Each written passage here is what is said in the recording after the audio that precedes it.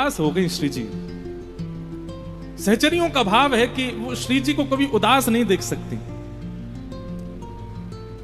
सब सखियां गईं और जाकर के श्री जी से निवेदन करने लगी, हे स्वामिनी जी, आपके शोक को कारण कहा है? आज आपको मुखमंडल, आपको मुख कमल इतना मुरझा क्यों रहे हो है? कहा कोई कष्ट है, आज्ञा करो श्री जी। हमारी श्री जी को मुख भी यदि नेक भी कष्ट में आ जाए तो ललिता विशाखा 33 करोड़ देवतान की पूरी मीटिंग बैठा लें।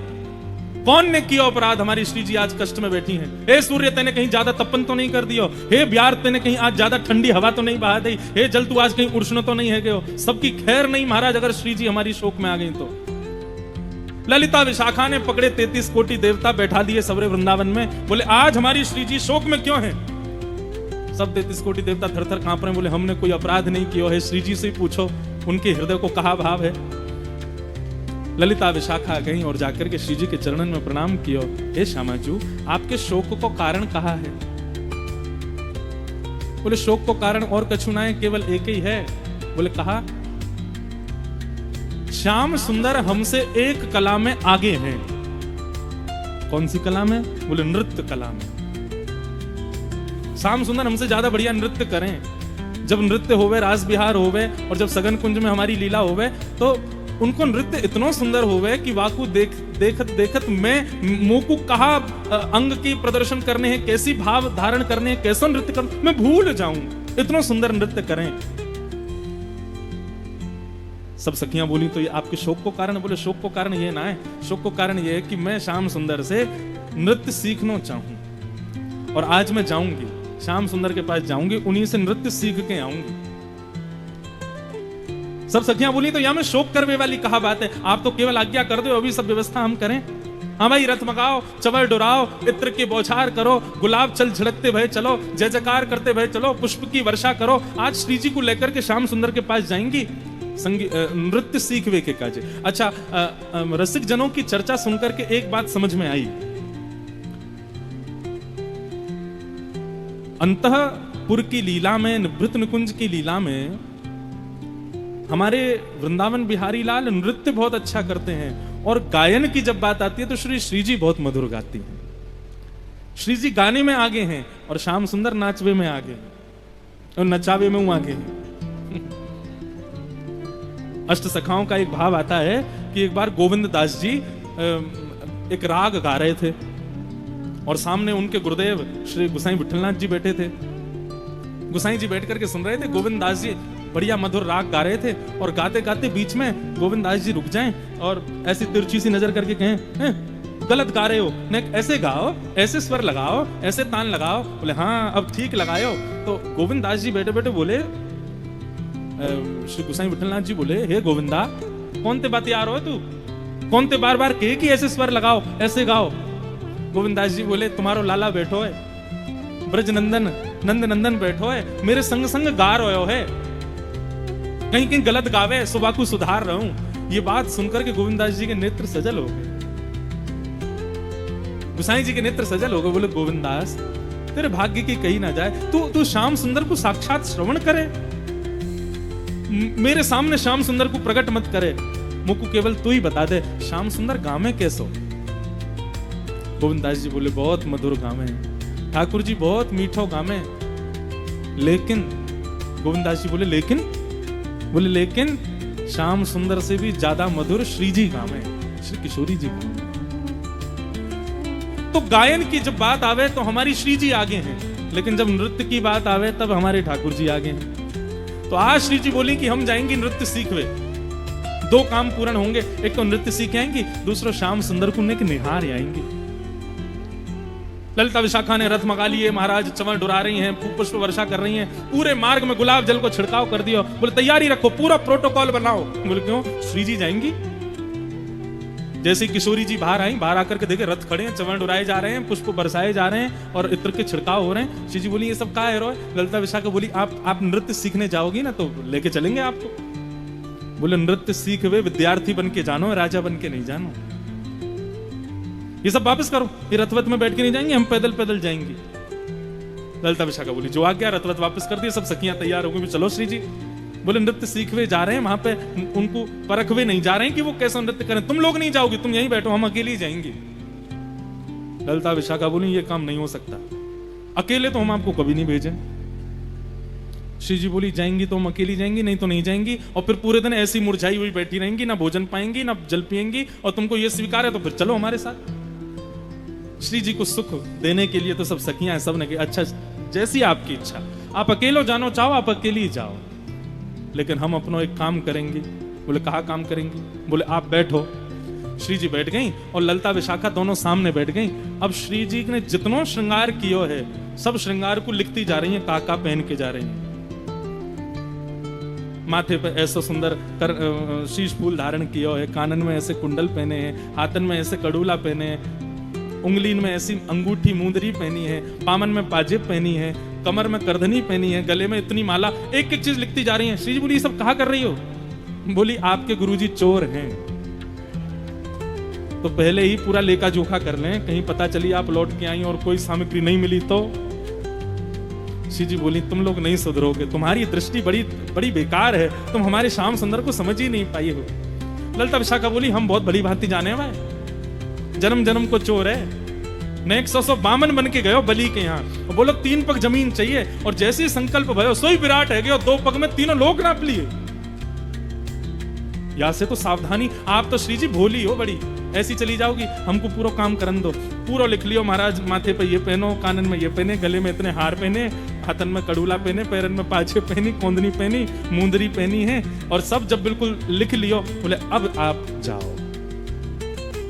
श्री जी निकल गए। श्याम सुंदर यहाँ वृंदावन के तट पर वंशी वट पर एक कदम्ब वृक्ष के नीचे पौड़े हुए हैं, गैया चरावे के काजे गए हैं। इतने में ही जैसे कभी कभी क्या होता है कि सूर्य के प्रकाश में यदि आप शीशा रख दो तो शीशे पर सूर्य का प्रकाश टकरा करके एक अद्भुत प्रकाश प्रकट कर देता है। तो सूर्य तो प्रकट थे ही आकाश में, लेकिन जैसे ही श्री जी सन्मुख आई तो श्री जी के मुखमंडल पर सूर्य के प्रकाश के कारण श्री जी के मुख से एक तेज उत्पन्न होके वो श्याम सुंदर के ऊपर पड़ने लगा, और श्याम सुंदर को ऐसे ऐसे चौंधा जैसा आने लगा मुख पे। बोले अरे ये कहा है रोए? जैसे थोड़ी सी अपने हाथ ऊपर करके देखे तो देखे साक्षात वृषभानु नंदिनी श्री श्री किशोरी जी पधार रही हैं। अब तो महाराज जैसी देखे किशोरी जी आई हैं, लाला तो बड़े प्रसन्न है के बोले जय हो, आज तो हमारे भाग्य उठ गए, साक्षात वृषभानु जी नंदिनी पधारी हैं। चरणन में प्रणाम कियो, बोले जय हो श्री जी पधारो। श्री जी आके विराजी, किशोरी जी को निहार करके ठाकुर जी आनंदित हो गए। जब देखी वृषभानुजा हिय विच उठी हूक, वंशी रह गई हाथ में फिर न लागी फूंक। मैं अपनी कथाओं में कहा करता हूं कि हमारे श्याम सुंदर मंदिर में विराज रहे, किशोरी जी घूंघट करके या मारे बैठी हैं ताकि श्याम सुंदर त्रिभंग लली बन के खड़े हो जाएं, ने हम सबन को दर्शन करा दें। यदि श्री जी अपना घूंघट ऊपर कर दें ना, ठाकुर जी यूं नहीं यूं खड़े होंगे, उन्हीं को निहारते रहेंगे। ऐसे चकोर हैं श्री राधा मुख चंद्र चकोर, जय जय देव हरे।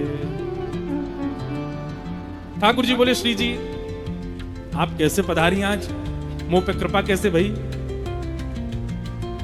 बोले हम आपसे नृत्य सीखने आई हैं। बोले अच्छा हमसे नृत्य सीखने आई हो आज? बोले हाँ, आप हमको नृत्य करना सिखाओ। अरे श्यामा जी कोई कमी थोड़ी, आप तो इतना बढ़िया नृत्य करो, पर हमसे सीखने काहे को आई हो? बोले नहीं नहीं नहीं, आप जैसा नृत्य करना, ब्रजभाषा समझ आ रही है ना, मुझे आप जैसा नृत्य करना है। ठाकुर जी बोले 3 बातों को ध्यान रखियो। पहली बात, जैसो गुरु बतावे वैसो पालन करियो। दूसरी बात, भाव में बिल्कुल भी भंगिमा नहीं होनी चाहिए। यदि नृत्य करते करते आप श्रमित रह जाओ तो मुखमंडल पर दिखाई नहीं देना चाहिए। तीसरी बात, मैं जैसे जैसे कहूं यूं हाथ ऐसे हाथ, उनको विशेष ध्यान रखियो, ताल नहीं छूटनी चाहिए। श्री जी बोली जैसे बताओगे करेंगे, लेकिन आप हमको नृत्य सिखाओ। अब सामने ठाकुर जी खड़े हैं, वंशी आदि सब कदम के नीचे धर दई, और उनके सामने श्री जी खड़ी हैं। अब ठाकुर जी उनको नृत्य करना सिखा रहे हैं। हो बन नाचे नटनी को आली नंद को किशोर, बन नाचे नटनी को आली नंद को किशोर, बन नाचे नटनी को वाली नंद को किशोर, बन नाचे नटनी को वाली नंद को किशोर। ओ राधे जगत नचायो तेरी बोह की मरोड़, राधे जगत नचायो तेरी बोह की मरोड़। ओ राधे जगत नचायो तेरी बोह की मरोड़, राधे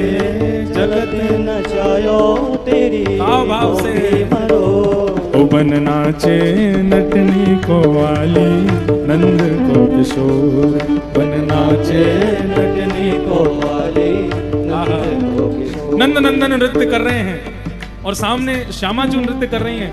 ठाकुर जी कह रहे हैं श्री जी आपको नृत्य करने की कहाँ आवश्यकता है। श्री जी बोली क्यों? बोले आप तो केवल अपनी भ्रगुटी टेढ़ी कर ले वही से ही सब नृत्य करने लग जाएं। ठाकुर जी जब नृत्य करें तब उनको देख करके सब नृत्य करें, लेकिन हमारी किशोरी जी तो ऐसे भ्रगुटी टेढ़ी कर लें तो वृक्ष पर बैठे हुए पशु पक्षी भी नृत्य करने लग जाएं। हे किशोरी जी वास्तव में आपको नृत्य सीखने की जरूरत नहीं है। क्यों? मोए नृत्य करवे के काजे हाथन के अंग प्रत्यंग बनाने पड़े, पैरन के अंग प्रत्यंग पैर आगे पीछे करने पड़े, लेकिन आपको नृत्य तो केवल भौं ऊपर नीचे हो जाए वैसे ही नृत्य हो जाए। आपको नृत्य की कहा आवश्यकता? मुंह को आकर्षण करवे के काजे त्रिभंग लली बन के खड़ो होना पड़े, लेकिन आप तो केवल अपनी तिरछे कटाक्ष से कोई को देख ले होगी वही से मोहित हो जाएगा। ओ बन नाचे नटनी को वाली नंद को किशोर, बन नाचे नटनी को वाली नंद को किशोर। अब किशोरी जी क्या कर रही हैं? नाचते नाचते अब ठाकुर जी कहें ऐसे ऊपर भुजा करो ऐसे नृत्य करो तो किशोरी जी कर तो रही है लेकिन जबरदस्ती अपने भाव को भंग कर दें, जबरदस्ती हाथन को उल्टा सीधा कर दें। ठाकुर जी कहें अरे ऐसे नहीं करना ऐसे करना है, तो फिर श्री जी कहें आप ही बताए दो आके कैसे करना है। ठाकुर जी बोले सब जानना हूं मैं मन की बात, ये नृत्य वृत्य तो सब भानो है, आप मुंह को देख हुए आइयो। श्री जी बोली क्यों कौन हो तुम? बोले मैं बड़ो मलूक हूं, यहाँ हमारे मुंह को देख हुए आइयो आप, मैं जानू मेरे रूप देख हुए में आपको सुख मिले। कितनी बड़ी बात। यहाँ पे श्री जी बोली लाला तुम इतने प्यारे लग रहे हो, नंद के किशोर तो पे डारू तरण तोड़ प्यारे, सुन मुरली की घोर मेरे मन नाचे मोर। हमारे यहाँ संसार में क्या होता है कि यदि कोई हमारी बड़ाई कर दे तो हम पलट के बड़ाई करते नहीं है, और करेंगे भी तो उसकी बड़ाई से कम ही करेंगे। लेकिन हमारे श्यामा श्याम कैसे हैं? हमारी चिंता का विषय ये होता है कि उसने हमारी बड़ाई क्यों नहीं की, लेकिन श्यामा श्याम की चिंता का विषय ये है कि श्याम सुंदर किशोरी जी ने मेरी इतनी बड़ाई कर दी, अब मैं इनसे ज्यादा इनकी बड़ाई करूंगा। ठाकुर जी बोले आप कह रही हो मुंह पे तरण तोड़वे की बात, आप कोई कम हो? आप कैसी लग रही हो? कमल कली सौ रंग भानु की लली को प्यारी, कमल कली सौ रंग भानु की लली को प्यारी। कमल कली सौ रंग भानु की लली को प्यारी, कमल कली सौ रंग भानु की लली को प्यारी। मुख चंद हुतेनी को मेरे नैना है चकोर, मुख चंद हुतेनी को मेरे नैना है चकोर। मुख चंद हुतेनी को मेरे नैना है चकोर, मुख चंद हुतेनी को है चकोर। बन नाचे नटनी को वाली नंद को किशोर, बन नाचे नटनी को वाली नंद को किशोर। बन नाचे नटनी को वाली नंद को किशोर, बन नाचे नटनी को वाली नंद को किशोर। राधे जगत नचायो तेरी कोह की मरोड़, राधे जगत नचायो कोह की मरोड़। राधे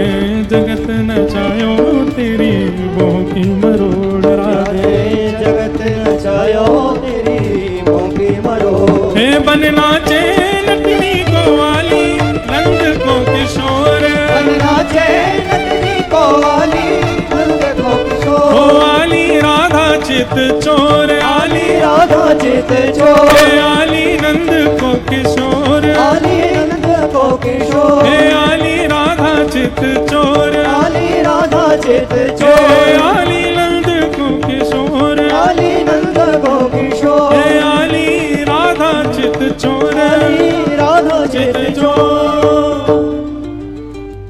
होने लगा।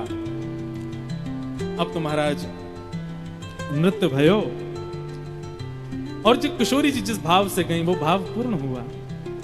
ठाकुर जी को देखना था, दोनों एक दूसरे को निहारवे के अनन्य प्रेमी हैं।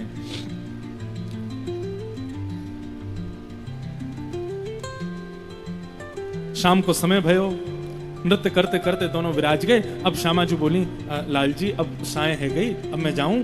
बाबा बाट निहार रहे होंगे, मैया बाट निहार रही होंगी, सब सखी बैठी होंगी चिंता में, तो अब मेरो जावे को समय आ गयो, अब मैं जाऊं?